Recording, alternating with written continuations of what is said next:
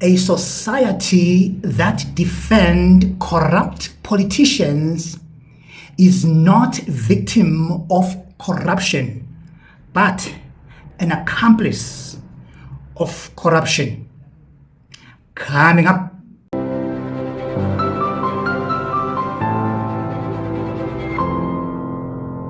As we all know that Kenny Kunene has been caught red-handed in a DJ Sambore's suspected murderer Katiso KT Molefe's property, the more Kenny tried to explain himself as to what was he doing there, the more his body language told us different story. Check this out. Just given based on the reports that have emerged that you were at the home of Mr. Katiso Molefe when the arrest was effected, is this in fact the case? Yes, it is true that I was at the house of Mr. Molefe. And what was the nature of the visit? Are you guys perhaps close friends? No, we are not friends. I think if you look at my online newspaper, it hasn't been that active, and I decided to put together some young people that can then run with it, that are interested in the media space, and to resuscitate it, obviously, and in its own tradition. African News Global has always focused on exclusive stories. So they wanted to do an exclusive story, and Mr. Molefe was a person where there was an opportunity to do a story with him. Remember that he has not spoken publicly since his arrest and whilst he was on bail. And so I facilitated with somebody that I know that knows Mr. Molefe. And Mr. Molefe agreed to do the interview, and the meeting was facilitated. So you were there essentially as the editor-in-chief of the newspaper, facilitating an interview exclusively? No, not as editor-in-chief. I am handing the platform as the owner to these young people because I don't have time for it with the work that I'm doing in the city. And but these matters are very sensitive. So the person that facilitated said, you have to bring the journalist, which I did. He sent me the address, and we followed that address. In fact, he sent me the first address, and then he said, no, don't use this one, use this one. It was just a question of street or road or something. So we used the address, we got there. We drove in. As we're in the driveway, standing, I don't know if it's the son or one of the boys, came running and saying, the police are kicking the gate.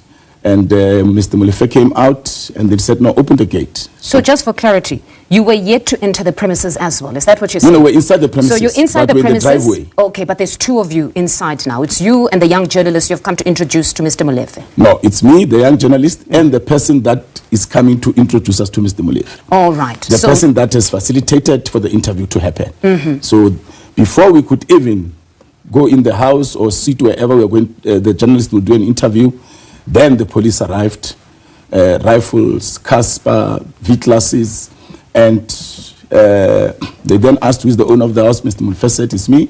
And then they handcuffed him, and they then wanted our particulars, and they called me to ask me these questions. What am I doing there? And I explained to them. They asked me if I've got the number of Mr. Molefe. They want to see it. I said, I don't have his number. All right. By the way, you can take my phone, punch his number, and see if I have it. How did you get here? I got here because this person sent me the address. And I can show you on my phone. I got the address and I came here. I just arrived. When you guys do your drama, I've not even been offered water. So they then asked for my phone. I opened it, and they saw that the message with the address, with the two addresses, came from the gentleman who said, Mtumande, please use this address. And that's how I got there. Yep. It seemed like the more Kenny Kunene tried to explain himself as to what was he doing in Molefe's house, the more he got entangled and looked very suspicious from us or in our eyes.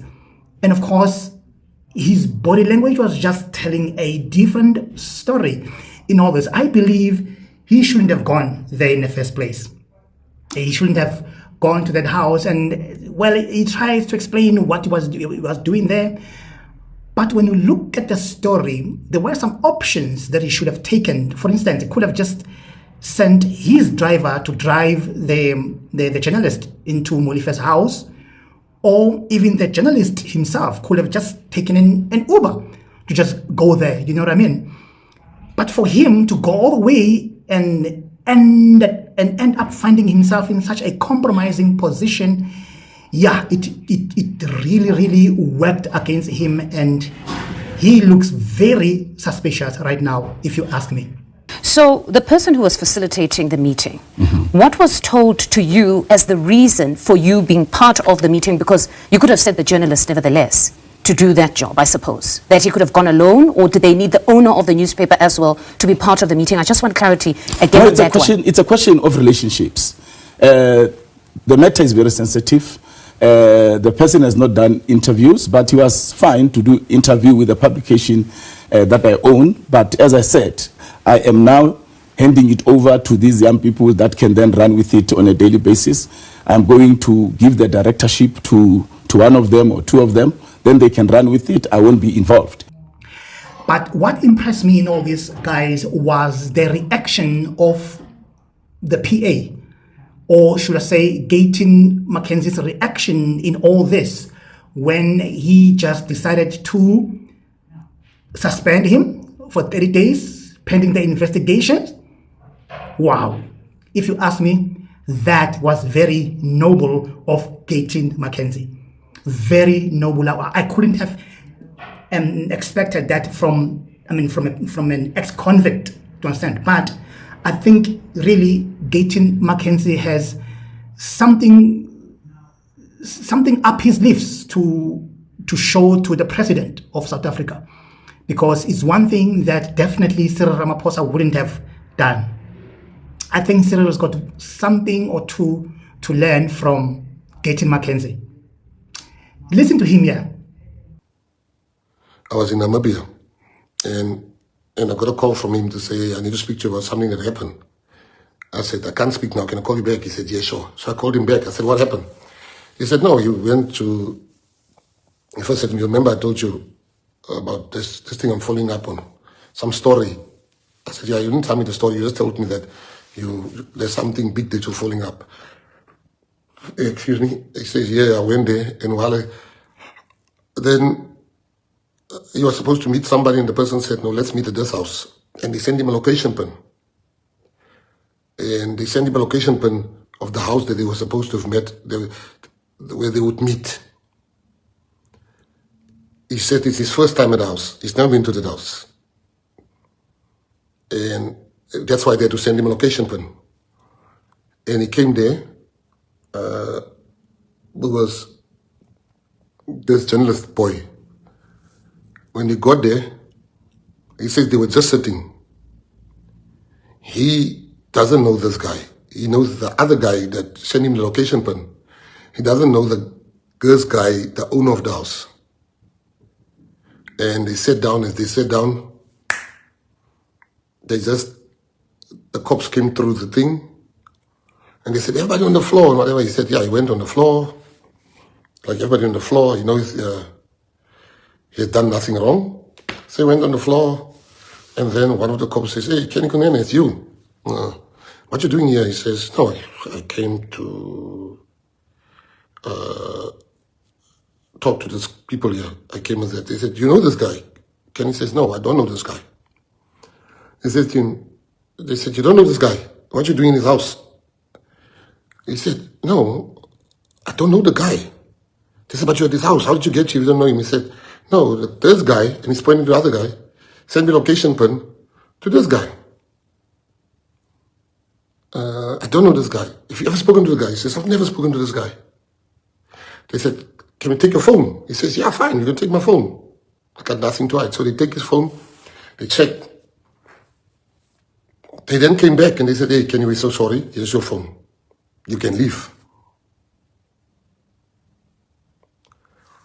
You can leave. They gave him his phone, they checked, and he left.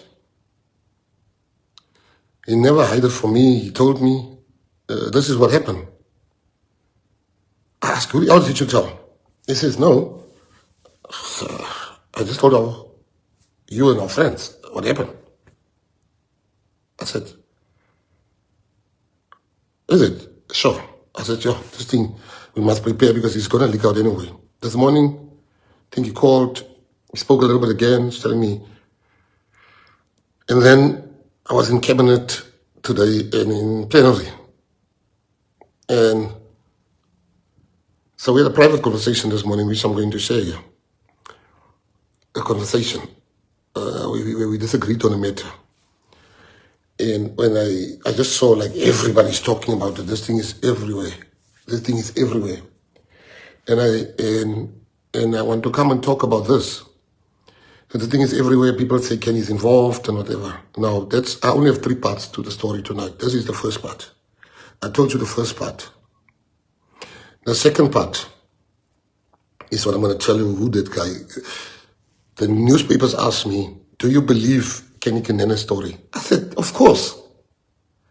Of course I believe his story. I knew I told Kenny a while ago to say the media hates us, he must, because when he got involved in politics, in positions of the state, he had one of the best online companies. I said to him, we must use this company again. He says he can't, he already gave it to some young people. He promised them. And I said, as long as they bring PA stories, because we don't want to talk to the media. People think Kenny is my friend. Kenny is not my friend. Kenny was my friend. Kenny has gone past being a friend. He became the brother I never had. I grew up not having a brother. And you know how you know somebody's your brother and he irritates the living daylights out of you sometimes. And Kenny has been the one person that made me change my life in jail. Kenny is the godfather of my children. I'm the godfather of his children.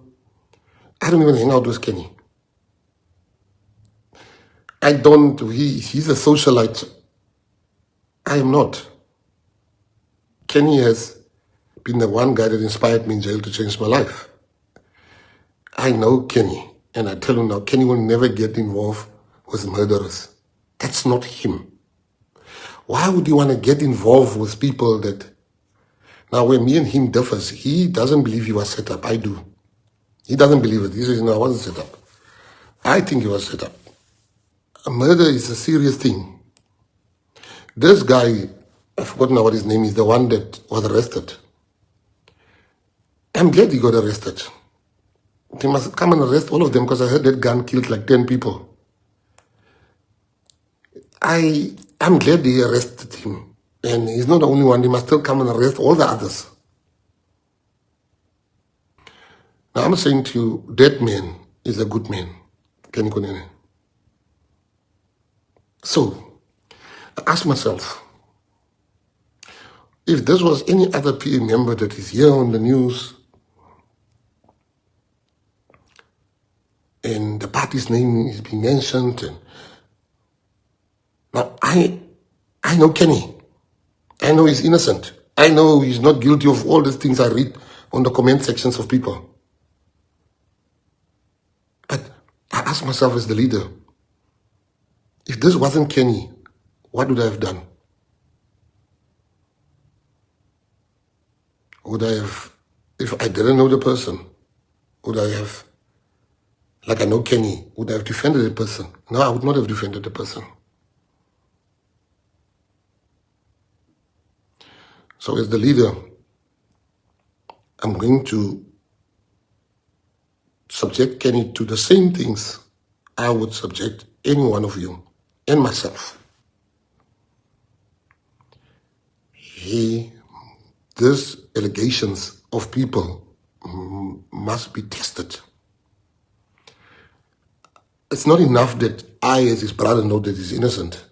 There must be an investigation. He said he's never called the guy, his phones must be given in. He said the guy sent him a thing. Those things must be investigated. And we are going to appoint tomorrow, and we'll tell you. And in a group of advocates and lawyers to investigate this matter. I'm going to give them 30 days to investigate this matter, and then their report I will share with you. I believe Kenny is innocent, but that's not enough. Murder is a serious thing. This is a serious allegation that goes around by the Democratic Alliance, by all the parties. So I don't want PA to be the party where we put things under the carpet, even if we know, even if I know. So I'm saying to you, Kenny Kunene will be investigated, and I'm going to tell you who's going to investigate him, lawyers of good character. And while he's being investigated, I'm going to remove him from being a MMC. I'm going to write to them. I'm also going to tell him to stand back from politics for 1 month until the investigation is done. That's the hardest thing I ever had to do in my life. It's the hardest thing. To act against Kenny Kunene. Yeah, it's the hardest thing I ever had to do. But you see, the party must always come first. The party must always come first. And no one is bigger than the party. Kenny Kunene has nothing to hide, and the investigation will prove that. And guys, at this point in time, it doesn't matter what Gayton McKenzie thinks of Kenny Kunene. It seems like Gayton is just saying to himself, look, dude, I believe you that you are innocent. But at this point in time, what I think about you doesn't matter. You were found in a compromising position. You were found in a place where you shouldn't have been found as a leader, as a community leader. And pending the investigation, I'm sticking to my principles. You will remain suspended. Man. That is very honorable if you ask me. I like that. Man, I wish other political leaders could learn something or two from this act, because obviously there's still a long way. Gayton McKenzie still has to prove himself that really he's a man of principles and a man of integrity. Going forward, that is. What do you think? Let me hear your comment below. And of course, if you are coming for the first time, don't forget to like, share, and subscribe.